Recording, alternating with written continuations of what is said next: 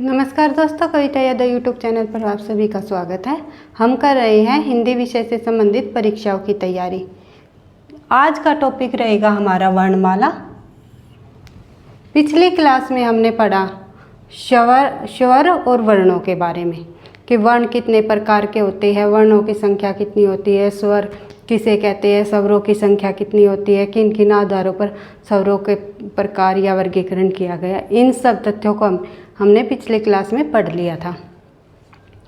हम हिंदी व्याकरण की तैयारी उन सभी परीक्षाओं के लिए कर रहे हैं, चाहे वो टीचिंग की हो या नॉन टीचिंग की हो। जिस परीक्षा में भी हिंदी व्याकरण संबंधित प्रश्न पूछे जाते हैं, हमारी क्लास उन सभी के लिए महत्वपूर्ण होगी। कई बार बच्चे हिंदी व्याकरण को सीरियस नहीं लेते और मैथ, इंग्लिश, रीजनिंग इनमें अधिक से अधिक अपना समय गंवाते हुए अच्छे से तैयारी करते हैं और अच्छा स्कोर पा भी लेते हैं और इन चारों सब्जेक्टों की अच्छी सी तैयारी कर लेते हैं। लेकिन हिंदी को वे बिल्कुल सीरियस नहीं लेते, ये सोचते हैं कि हिंदी तो आसान होती है। लेकिन आजकल जब परीक्षा में प्रश्न पूछे जाते हैं, बच्चों को कन्फ्यूजन में डाल देते हैं कि इस प्रश्न का आंसर क्या होगा, क्योंकि आजकल हिंदी व्याकरण का भी लेवल कुछ बढ़ा दिया गया है। आने वाली परीक्षाओं में भी आपको देखने को मिलेगा और आजकल जो परीक्षाएं हो रही है, आप एक बार प्रश्न पत्र उठा के देखना कि किस प्रकार के प्रश्न पूछे जाते हैं। हम बिल्कुल शुरुआत से बेसिक से और सरल तरीके से हिंदी व्याकरण को कर रहे हैं। बढ़ते हैं हम अपने टॉपिक की तरफ। आज के टॉपिक की तरफ आज करेंगे हम वर्णमाला। वर्णमाला में हम स्वर कर चुके हैं, आज करेंगे व्यंजन। व्यंजन से किस किस प्रकार से प्रश्न पूछे जाते हैं, इन तथ्यों को हम देखते हुए चलेंगे। बिल्कुल एक एक पॉइंट को, एक एक शब्दों को ध्यान से समझना है, क्योंकि परीक्षा में इन शब्दों के ही हेर फेर से आंसर बदल जाता है और हमें कन्फ्यूजन हो जाती है कि इसका आंसर क्या होगा। हमने तो ये पढ़ा था, लेकिन इसमें तो ये दे रखा आंसर की में। इस तरह पॉइंट से हमारा सिलेक्शन रह जाता है। ये गलती हमें बिल्कुल नहीं करनी है। एक बार जिस भी टॉपिक को आप पढ़ो तो गहराई से समझते हुए चलना है। बढ़ते हैं व्यंजन की तरफ। व्यंजन क्या होते हैं, ये तो आप लोगों ने बचपन से पढ़ा है। स्वर क्या होते हैं, जो बिल्कुल स्वतंत्र रूप से बोले जाने वाले वर्णों को हम क्या कहते हैं, स्वर। लेकिन व्यंजन जो स्वतंत्र रूप से न बोले जाए, स्वरों की सहायता से बोले जाने वाले वर्ण क्या कहलाते हैं, हमारे व्यंजन।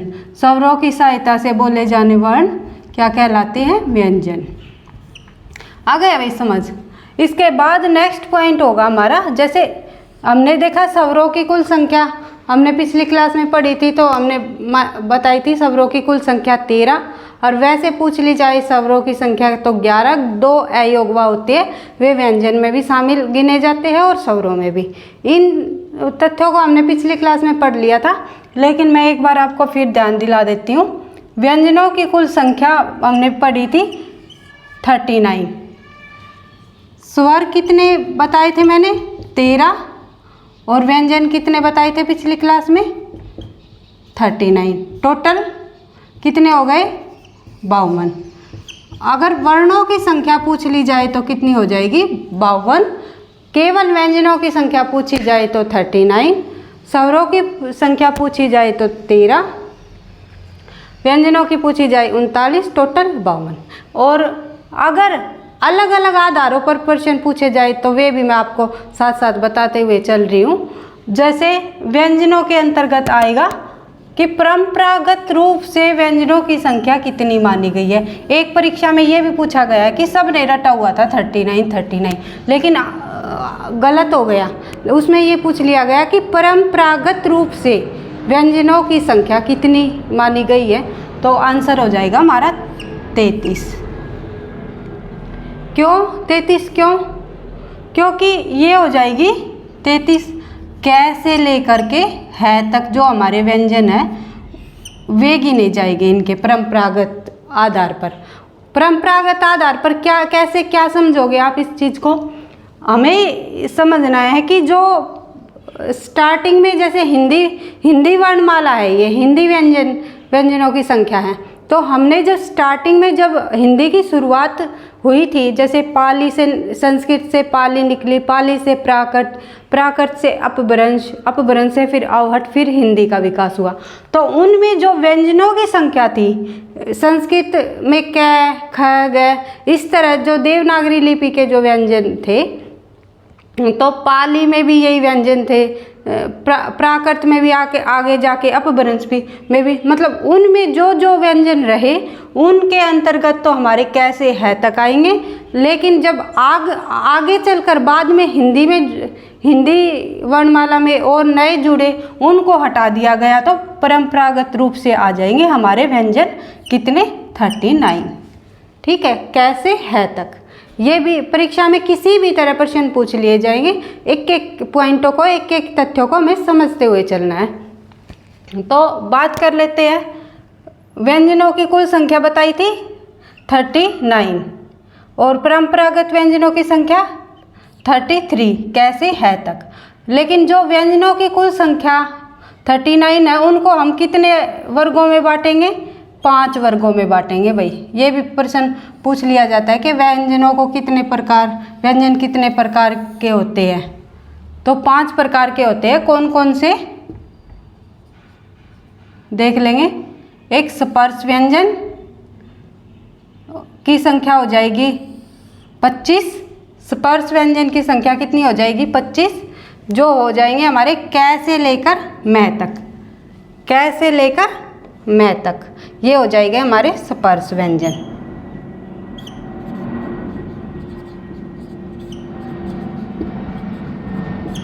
फिर 4 हो जाएंगे हमारे अंतस्थ व्यंजन, य, र, ल, व, ये 4 हो जाएंगे हमारे अंतस्थ व्यंजन, अंतस्थ व्यंजन। ठीक है, ये ऊष्म व्यंजन, 4 हमारे ऊष्म व्यंजन हो जाएंगे। कौन कौन से, श, श, श है, ये हो जाएंगे हमारे ऊष्म व्यंजन। और 4 हमारे हो जाएंगे संयुक्त व्यंजन, अक्षत्र ग, संयुक्त व्यंजन, अक्षत्र श्र और ज, अक्षत्र श्र और ज, ये 4 हमारे संयुक्त व्यंजन हो जाएंगे। 2 हो जाएंगे हमारे द्विगुण व्यंजन, जो कि ड और ड माने गए हैं। ठीक है भाई, 2 हमारे हो जाएंगे द्विगुण व्यंजन। इस प्रकार परीक्षा में व्यंजनों की संख्या अलग अलग पूछ ली जाती है कि कई बार परीक्षा में पूछा जाता है स्पर्श व्यंजनों की संख्या कितनी होती है, अंतस्थ व्यंजन इनमें से कौन सा नहीं है, अंतस्थ व्यंजनों की संख्या कितनी होती है, ऊष्म व्यंजनों की संख्या कितनी होती है और संयुक्त व्यंजनों की संख्या कितनी होती है, इनमें से कौन सा संयुक्त व्यंजन नहीं है। तो बिल्कुल ध्यान से एक एक पॉइंट को अलग अलग करते हुए, देखते हुए, समझते हुए चलना है। ये तो हो जाएगी हमारी व्यंजनों की संख्या और व्यंजनों के प्रकार। अब देख लेते हैं थोड़ा सा व्यंजनों को किन किन वर्गों में बांटा गया है, किस प्रकार वर्गों में बांटा गया है और कौन कौन से वर्ण होते हैं, इनको देखते हुए चलते हैं और उनका उच्चारण स्थान देखेंगे हम, व्यंजनों का उच्चारण स्थान क्या माना गया है। तो देख लेते हैं, एक एक पॉइंट को समझते हुए चलना है, क्योंकि यहाँ से परीक्षा में प्रश्न पूछे जाते हैं। कई बार पूछ ले जाते हैं कि क्या किस वर्ग के अंतर्गत आएगा, कंठस्थ होएगा, तालु होएगा, मुद्र, उनका उच्चारण स्थान पूछ लेंगे और कौन से वर्ण में आएगा, प्रथम वर्ण या द्वितीय वर्ण, इस प्रकार देख लेते हैं हम। जैसे क, ख, ग, य, तो ये हो जाएगा हमारा क वर्ग। ये तो इस तरह की जो लाइनें होगी ये तो आएगी हमारी भाई वर्णों में, प्रथम वर्ण, द्वितीय वर्ण, तृतीय वर्ण, चतुर्थ वर्ण और पंचम वर्ण। ये हमें आगे जब हम किस व्यंजन को किसके अंतर्गत रखा गया है, सघोष कौन सा होता है, आघोष कौन सा होता है, अल्पराण कौन सा होता है, महाप्राण कौन सा होता है, उसके अंतर्गत हमें काम आएंगे कि प्रथम वर्ण और द्वितीय वर्ण, तृतीय वर्ण, चतुर्थ वर्ण, पंचम वर्ण, इनको क्या क्या कहते हैं? सघोष, अघोष, अल्पप्राण, महाप्राण, इनसे भी प्रश्न आते हैं परीक्षा में। तो देख लेते हैं हम। पहले उच्चारण स्थान देखेंगे कि किस व्यंजन का उच्चारण स्थान क्या रहा है। तो कै ये हो जाएगा वर्ग। इस तरह अगर हम लाइन में डिवाइड करेंगे तो ये हो जाएंगे हमारे वर्गों में। हर एक व्यंजन के नीचे मैंने हलंत लगाया है, क्योंकि व्यंजन का जो मूल रूप होता है वो स्वरों को हटाकर ही होता है। स्वर को मिला दिया जाता है तो वो वर्ण कहलाता है, लेकिन जब स्वर हटा कर लिखते हैं किसी भी व्यंजन को, जैसे कै लिखा में कै प्लस ए, तो इसका ये कै जो होगा, कै प्लस ए होगा, इसका जब हम हलंत लगा देंगे तो ये एक व्यंजन हो जाएगा, व्यंजन प्लस स्वर। ठीक है। तो जब हम व्यंजन की बात करें तो हर व्यंजन के नीचे हलंत लगा हुआ होता है, इसलिए वो व्यंजन होता है। समझ गए बच्चे? नेक्स्ट देख लेंगे। जैसे मैंने बताया था, इस तरह अगर हम बांटेंगे तो ये वर्गों में बांटेंगे, और इस तरह हम बांटेंगे तो ये वर्णों में बांटेंगे। तो देख लेंगे कै वर्ग, ये हो जाएगा हमारा कवर्ग, कै वर्ग, कवर्ग। तो ये इनका उच्चारण, कवर्ग का उच्चारण स्थान क्या होगा? कवर्ग के अंतर्गत कौन कौन से व्यंजन आएंगे? कै, ख, ग, घ, ये हमारे कवर्ग के अंतर्गत आएंगे इस लाइन के। तो ये उच्चारण स्थान क्या होगा? कवर्ग का उच्चारण स्थान होगा हमारा कंठ है। का हम कंठ से बोल रहे हैं ना, तो कंठ से हमारी ध्वनि आ रही है, तो का, ख, ग, घ, तो इस तरह हमें ये हो जाएंगे हमारे पंचम वर्ण, पांचवा अक्षर कवर्ग। फिर दूसरा आएगा हमारा चवर्ग, फिर आएगा टवर्ग, फिर आएगा तवर्ग, फिर आएगा पवर्ग। इस तरह हमने वर्गों में बांट लिया है, और इनका हम उच्चारण स्थान देखेंगे। तो कवर्ग का हमने उच्चारण स्थान किया कंठ है, चवर्ग का करेंगे हम तालव्य, क्योंकि ये जो ये व्यंजन है चवर्ग वाले, ये हमें तालव्य से बोले जाते हैं। तालव्य मतलब हमारी जीभ तालु से टच होती है। स्पर्श व्यंजन इनका नाम इसीलिए स्पर्श व्यंजन रखा है, क्योंकि ये जब व्यंजन को हम बोलते समय हमारी जो जीवा है किसी न किसी हिस्से से स्पर्श करती हुई निकलती है, तो इसलिए इनको स्पर्श व्यंजन कहा गया है। और स्पर्श व्यंजन का एक अन्य नाम भी है भाई, वर्गीय व्यंजन। वर्गीय व्यंजन क्यों रखा गया? क्योंकि इनको वर्गों में बांटा गया है ना, कवर्ग, चवर्ग, टवर्ग, तवर्ग और पवर्ग। इस तरह हमने वर्गों में बांटा है, तो इसलिए हमें इन स्पर्श व्यंजनों को वर्गीय व्यंजन भी कहेंगे। क्योंकि परीक्षा में ये भी पूछ लिया जाता है कि स्पर्श व्यंजन ना दे के ये पूछ लेंगे कि वर्गीय व्यंजनों की संख्या कितनी है, तो आप बोलोगे मैम ये तो आपने बताया ही नहीं हमें। तो एक एक शब्दों को बिल्कुल ध्यान से बेशक नोट्स बना के चलो, अलग अलग लिखते हुए। परीक्षा में इसी तरह प्रश्न आते हैं। जैसे चवर्ग वाला हो जाएगा तालव्य, कवर्ग वाला हो जाएगा कंठ, चवर्ग वाला हो जाएगा तालव्य, क्योंकि तालु से हमारी ध्वनि निकलती है। और तवर्ग हो जाएगा दंत, ता, था, दा, धा, ना। आप बोल के देख लो, ध्वनि निकाल के देख लो। ता बोलते हैं तो हमारी जीवा दांत के टच होती है। इसी तरह था, दा, तो दांत से जो टच होती है दंत से, वे हो जाएगा हमारे तवर्ग वाले व्यंजन, ता, था, दा, धा, ना। और पवर्ग के अंतर्गत जो पा, फा, बा, बा, मा, जो ओष्ठ से ध्वनि निकले, जैसे पा, दोनों होठ जब हमारे मिलते हैं, जब हमारी ध्वनि निकलती है, वे आते हैं हमारे पवर्ग के अंतर्गत। ओष्ठ व्यंजन कहते हैं इनको। इनका उच्चारण स्थान क्या हो जाएगा? ओष्ठ। तो पवर्ग वाले का क्या हो जाएगा? ओष्ठ। तवर्ग वालों का क्या हो जाएगा? दंत। टवर्ग वालों का क्या होएगा? मूर्धन्य। मूर्धन्य मतलब जीवा का मुड़ कर निकलना, जैसे टा टा बोलेंगे तो हमारी जीवा ऊपर टच होके एक बार से मुड़ जाती है, तो मुड़ना एक तरह से। और चवर्ग के अंतर्गत आ जाएंगे तालव्य उच्चारण स्थान, और कवर्ग के अंतर्गत उच्चारण स्थान होगा कंठ है। इस प्रकार अगर आपको ये सीक्वेंस में याद नहीं होंगे, कवर्ग, चवर्ग, टवर्ग, तवर्ग, पवर्ग, ये भी परीक्षा में पूछ लिया जाता है कई बार। इनका उच्चारण स्थान क्रमानुसार लगाओ।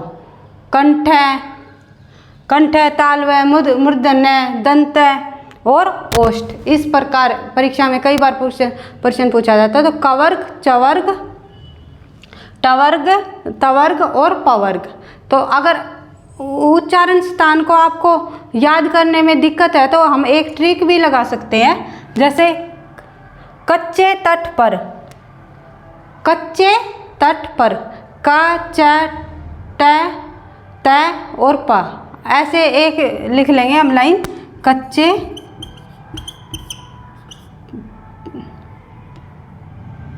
तट पर, तट होता है, वैसे हम उल्टा लिख लेंगे इसका, कच्चे तट पर। तो का, टा, ता, पा और चा, मतलब का से कवर्ग, च से चवर्ग, ट से टवर्ग, त से तवर्ग और प से पवर्ग। इस तरह हमें सीक्वेंस में याद करने में आसानी हो जाएगी। तो इसी तरह एक एक बिल्कुल क्वेश्चन में से क्वेश्चन निकलेगा। आप देखोगे तो जिस भी परीक्षा में अगर वर्णमाला, अगर व्याकरण से संबंधित अधिक प्रश्न पूछे जाते हैं जिस परीक्षा में, उसमें तो डीपली क्वेश्चन आएंगे ही आएंगे। जैसे टीजीटी पीजीटी हिंदी हो गया, या फिर और यूपीएससी के लेवल तक के हो गए, या फिर किसी भी अन्य परीक्षा में जिसमें 20 नंबर से अधिक प्रश्न व्याकरण से पूछ लिए जाते हैं। जैसे और कई परीक्षाओं में होती है जो नॉन टीचिंग एग्जाम होते हैं, उनमें कई बार 40-40 नंबर की भी हिंदी पूछ ली जाती है व्याकरण से संबंधित। उनके अंतर्गत अगर हम तैयारी करेंगे तो हमें एक एक शब्दों को, एक एक पॉइंटों को बिल्कुल डेप्थ नॉलेज लेते हुए पढ़ना है और समझते हुए चलना है। फिर आएगा हमारा इसका अगला हो जाएगा य, र, ल, व अंतस्थ व्यंजन जो हमारे होंगे, उनका जो उच्चारण स्थान है उनका देख लो भैया एक बार, बिल्कुल ध्यान से समझना है, क्योंकि आगे जो आने वाले जो ये वर्ण है इनका उच्चारण स्थान इनका तो वर्गों के आधार पर था। बिल्कुल कवर्ग मतलब पूरे लाइन का सभी का एक ही, जैसे क, ख, ग, घ, न, तो सभी का कंठ था। तो इनका यह, र, ल, व अंतस्थ जो व्यंजन है, ऊष्म व्यंजन है, इन व्यंजनों का उच्चारण स्थान अलग अलग होगा। जैसे यह का उच्चारण स्थान क्या होगा हमारा, तालव्य।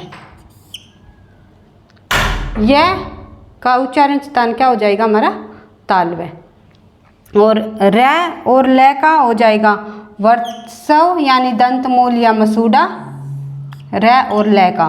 फिर आ जाएगा हमारा व का हो जाएगा दंतोष्ठ, दांत और ओष्ठ दोनों, जैसे बोलेंगे हम व। तो केवल होठों का भी प्रयोग नहीं हो रहा और दांतों का भी, दोनों का इकट्ठा ही प्रयोग किया जा रहा है, इसलिए हो जाएगा दंतोष्ठ व का। आ गया समझ। ऊष्म व्यंजन, ऊष्म व्यंजन के अंतर्गत उच्चारण स्थान क्या रहेगा, जैसे श का हो जाएगा तालव्य, बोल के देख लो आप बेशक, श ये वाला श हो जाएगा इसका मूर्धा, और स का हो जाएगा वर्त्स यानी दंतमूल, और है का कई बार परीक्षा में आया है का उच्चारण स्थान बताओ। तो है का उच्चारण स्थान हो जाएगा स्वर तंत्रीय, यानी जो हमारी स्वर तंत्रीय कंठ से भी जो अंदर से जो ध्वनि उत्पन्न होती है उनको हम बोलते हैं स्वर तंत्रीय। कंठ के भीतर से जो ध्वनि आती है, जैसे है तो बिल्कुल कंठ के अंदर से ध्वनि उत्पन्न होती है, ये वही होता है स्वर तंत्रीय, यंत्रीय, स्वर यंत्रीय। संयुक्त व्यंजन, इससे अगला हो जाएगा संयुक्त व्यंजन, अक्षय, त्र, श्र और जय। संयुक्त व्यंजन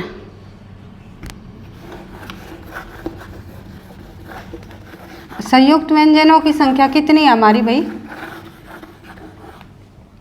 संयुक्त व्यंजन हो गए हमारे 4, अक्षय, त्रय, श्रेय और कै। तो अक्षय कै प्लस शय से मिलकर बना है, कै में हलंत आ जाएगा।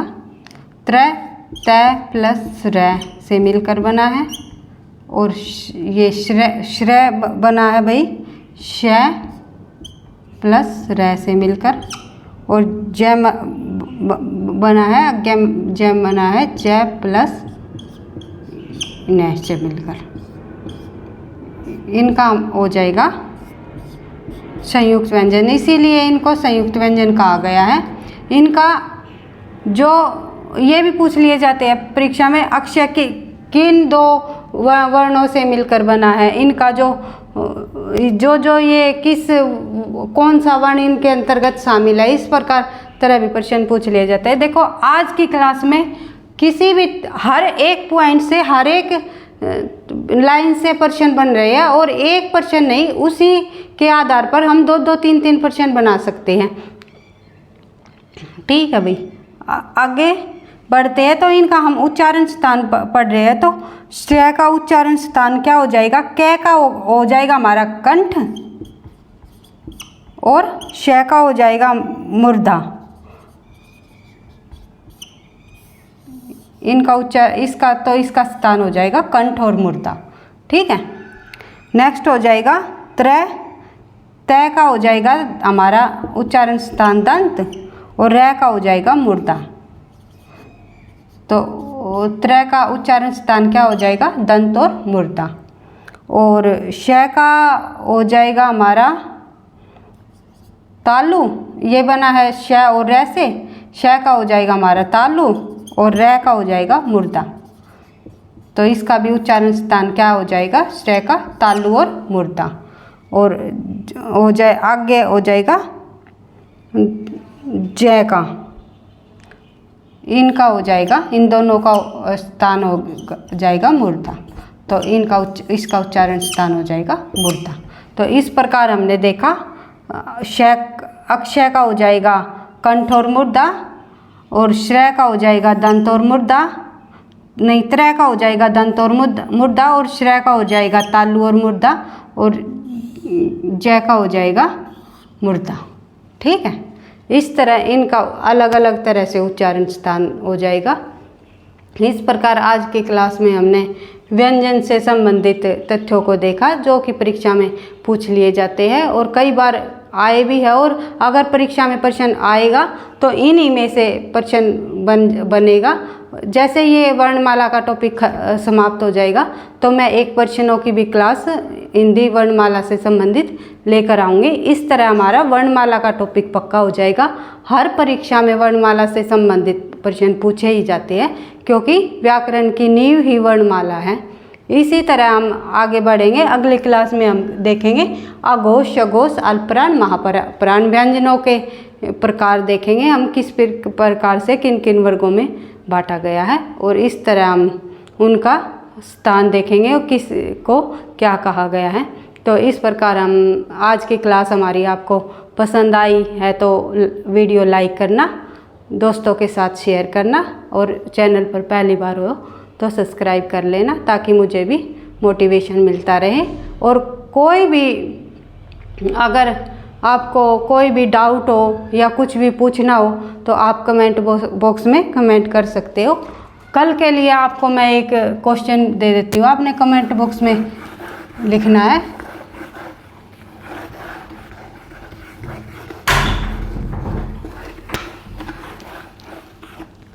कि हिंदी वर्णमाला में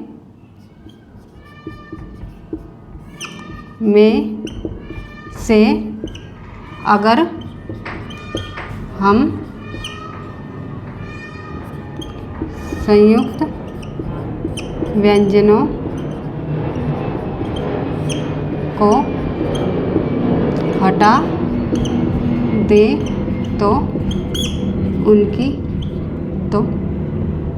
वर्णों की संख्या कितनी होगी? ऑप्शन हो जाएगा आपका 33, 38, 48 या फोर्थ हो जाएगा 52। इस क्वेश्चन का आप लोगों ने आंसर देना है कमेंट बॉक्स में। पढ़ते रहना, आगे बढ़ते रहना। थैंक यू, धन्यवाद।